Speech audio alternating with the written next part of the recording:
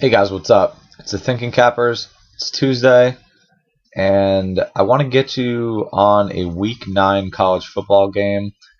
The game is going to be Oklahoma State at Texas Tech. The game's going to be on ESPN October 31st at 3:30 Eastern. So let's get right into it. Texas Tech has a horrible defense.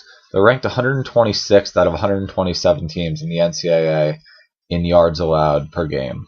Oklahoma State has a very effective defense, and they play hard. They're ranked 21st in total defense. They only give up 316 yards a game, especially on third down defense, the money down. Texas Tech is 125th. They allow offenses to convert at a rate of 52%.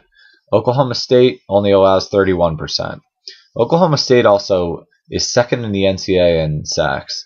They get after the quarterback, put big hits on them, put tremendous pressure on them in the pocket, forcing a lot of incompletes and ill-advised throws.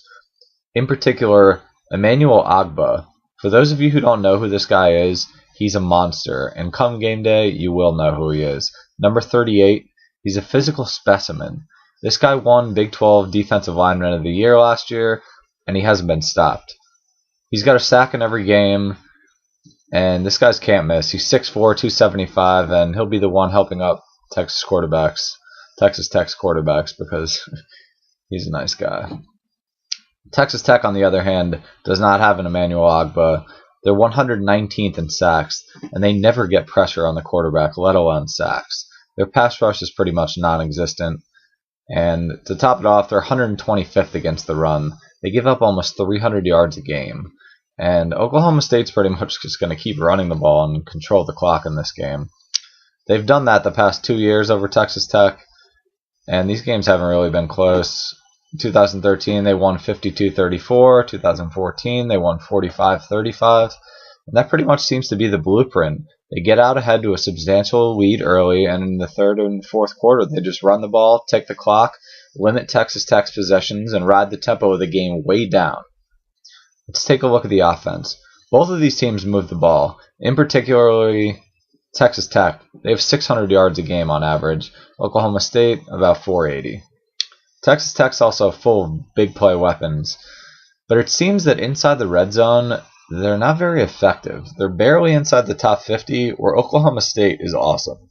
In the red zone, they're 7th best in the NCAA, and they take care of the ball in the red zone, where Texas Tech's pretty careless with it. And Texas Tech's offense doesn't really stay on the field a lot. Time of possession, they're ranked way down low, and they only have one drive on the season over 5 minutes long. And you know how I feel about these dumb teams who turn it over a lot and commit a lot of penalties. Texas Tech's 108th in penalties, and they have over 500 yards of penalties on the year. Texas Tech's offensive line is going to have their hands full in this game. Their quarterback, Pat Mahomes, is a stud, but he's not going to have enough time to throw the ball without making a few critical errors that Texas Tech won't be able to overcome due to the lack of skill on the defensive side of the ball.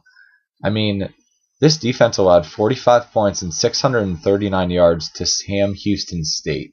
The Bearcats had 639 yards on them. And this just leads me to believe that Texas Tech's going to need to score upwards of 50 points in this game to get the win. And with the physicality of Oklahoma State's front four and Texas Tech linemen getting dumped into the quarterback's lap all night, I really just don't see how they're going to come through and get this victory.